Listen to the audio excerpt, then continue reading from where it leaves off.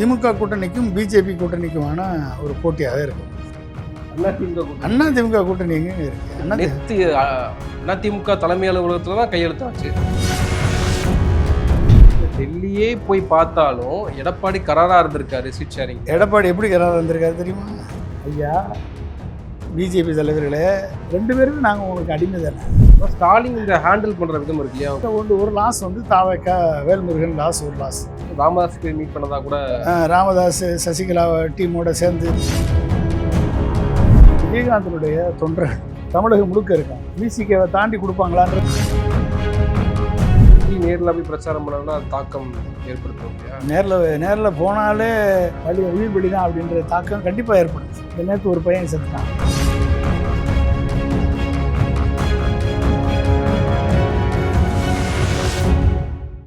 South beat நேயர்களுக்கு வணக்கம்.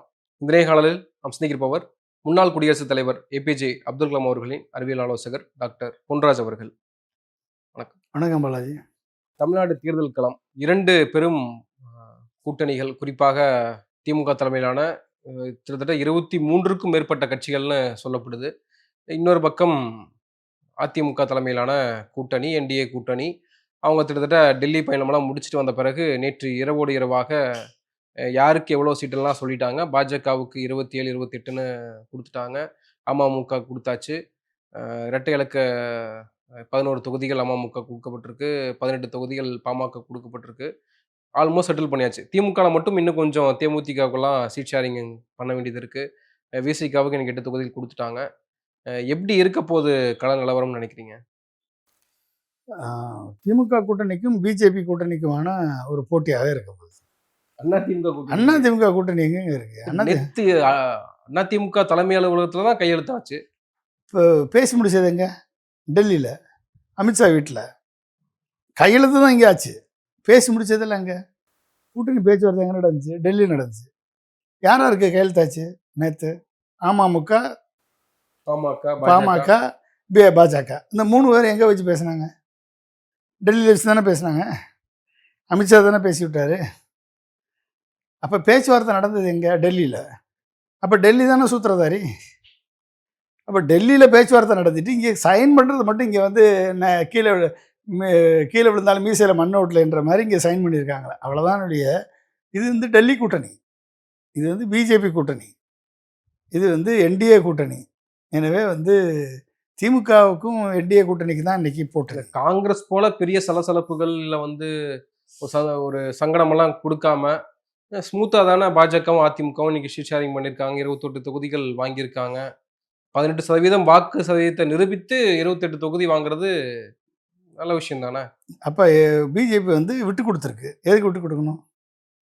18% வாக்கு வாங்கியிருக்கிற என்டிஏ எவ்வளோ தொகுதி வாங்கியிருக்கணும்? 100 தொகுதியாவது குறைஞ்சது வாங்கியிருக்கணுமா இல்லையா?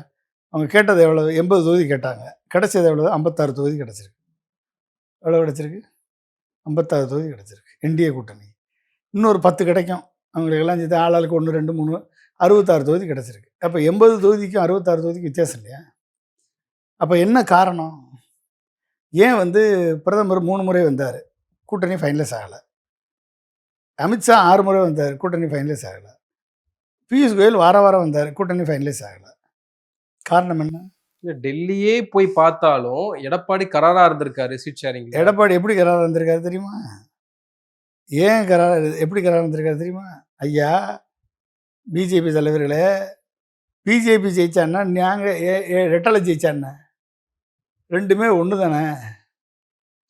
நாங்கள் உங்களுக்கு விசுவாசமிக்க அடிமைகளாக எப்பொழுதுமே இருப்போம். அதனால் வந்து நாங்கள் முதல்ல ஜெயிக்கணும்னா ஏடிஎம்கே அதிக தொகுதியில் போட்டியிடணும். ஏடிஎம்கே குறைச்சிங்க அப்படின்னா நாங்கள் ஜெயிக்கவே முடியாது. நம்ம கூட்டணியே ஜெயிக்காது.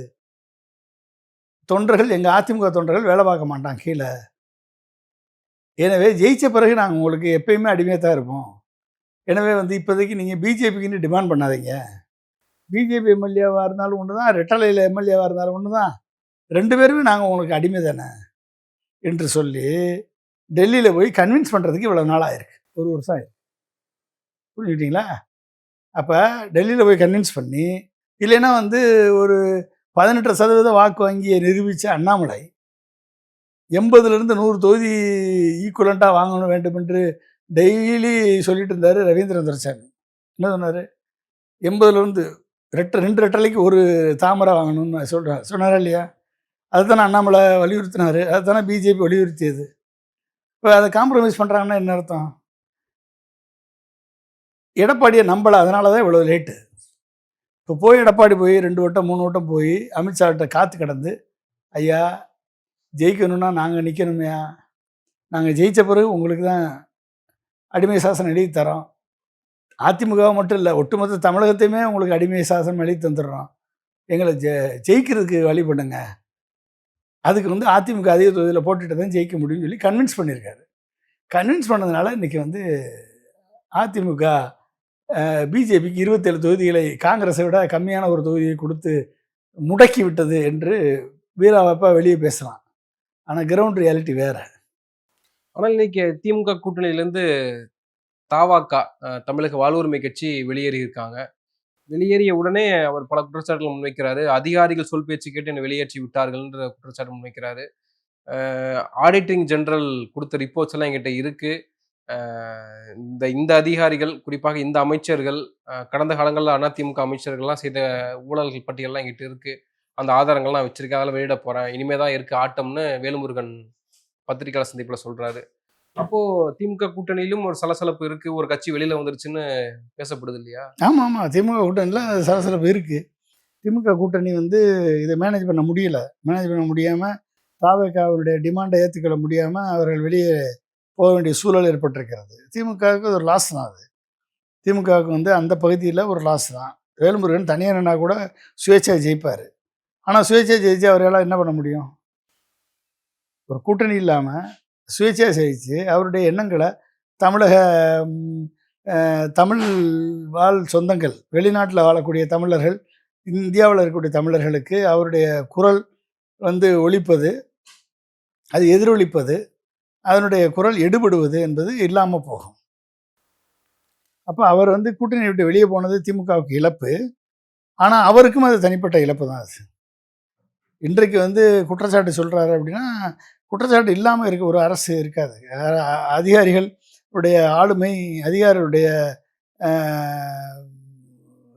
ஓவர் ரீச் வந்து இருந்திருக்கலாம்.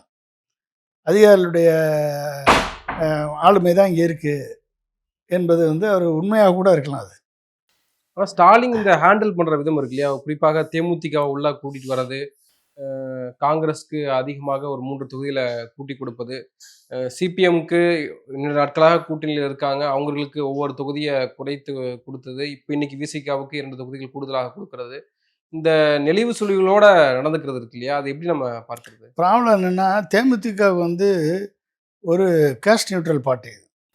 தேமுதிகவுக்கு வந்து ஒரு கொள்கை, ஒரு இந்துத்துவா எதிர்க்கக்கூடிய கொள்கையோ இல்லை பிஜேபி எதிர்க்கக்கூடிய கொள்கையோ இருக்குன்னு சொல்ல முடியாது. விசிகா மாதிரி, கம்யூனிஸ்ட்கள் மாதிரி ஒரு ஸ்ட்ராங்கான கொள்கையை கொண்ட கட்சின்னு சொல்ல முடியும். விஜயகாந்தனுடைய தொண்டர்கள் தமிழகம் முழுக்க இருக்காங்க.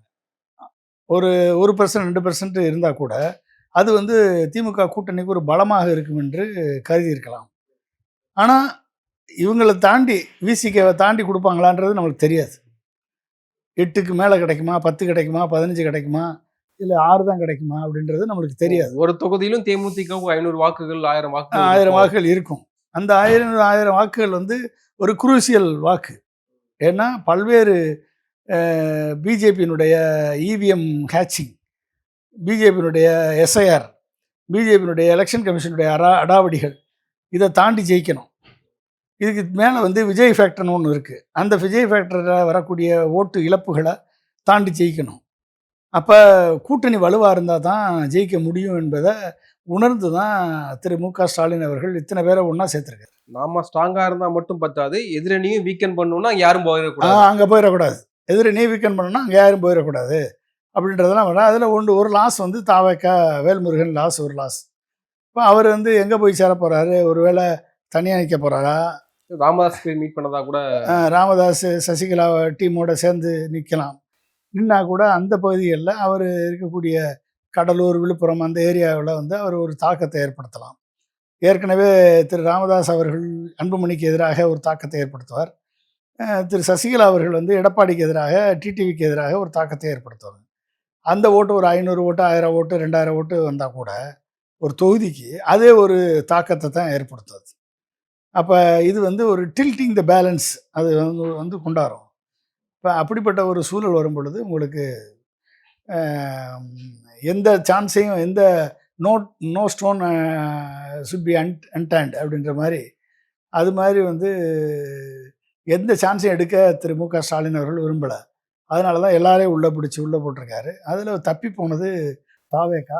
கடைசி முயற்சியாக எல்லா சீட்டு தொகுதி பங்கீடு முடிஞ்ச உடனே தாவேகாவுக்கு ஒரு இன்னொரு சீட்டு தரேன்னு கூட கூப்பிட்டு சேர்க்கலாம். அதனால் அதுக்கான வாய்ப்புகள்லாம் இருக்குது.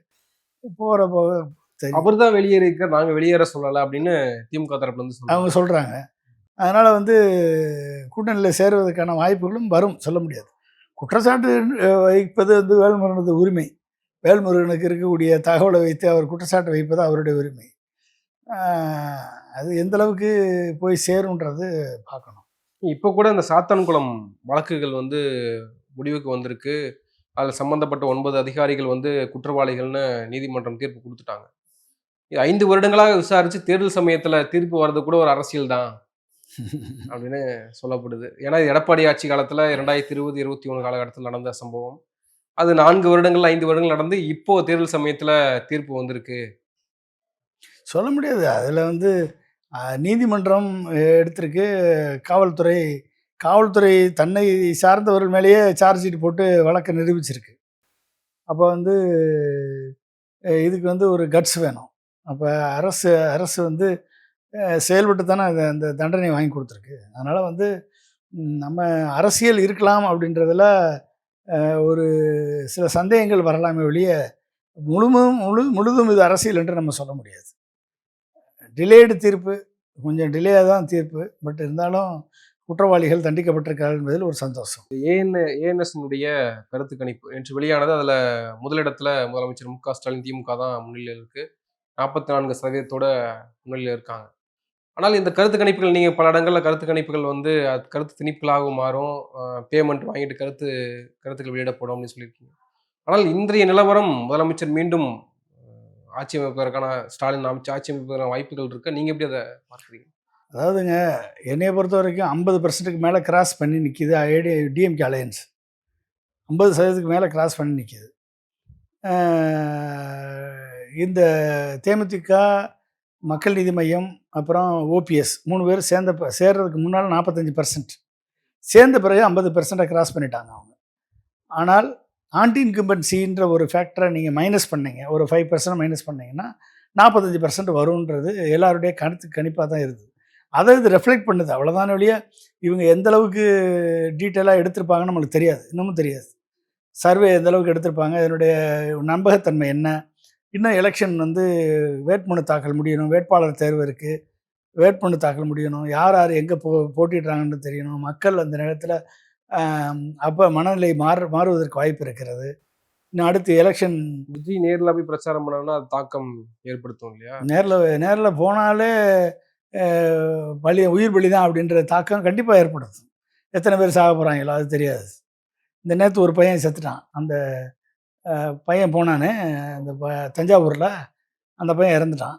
ஸோ விஜய் போனாலே உயிர் பலி கண்டிப்பாக உண்டு, அந்த தாக்கம் கண்டிப்பாக இருக்கும். அதனால் விஜய் போனால் ஒவ்வொரு ஊர்லேயும் ஒரு தொண்டர்கள் தங்களை சேக்ரிஃபைஸ் பண்ணுறதுக்கு ரெடியாக இருக்கட்டும். வேறு ஒன்று இருக்கு, அதுதான் கிடைக்கும். வேறு என்ன பண்ணும். நன்றி சார், நன்றி. நிறைய விஷயங்கள் தெளிவுபடுத்திருக்கீங்க. உங்கள் நேரத்துக்கு மிக்க நன்றி. நன்றி, தேங்க்யூ.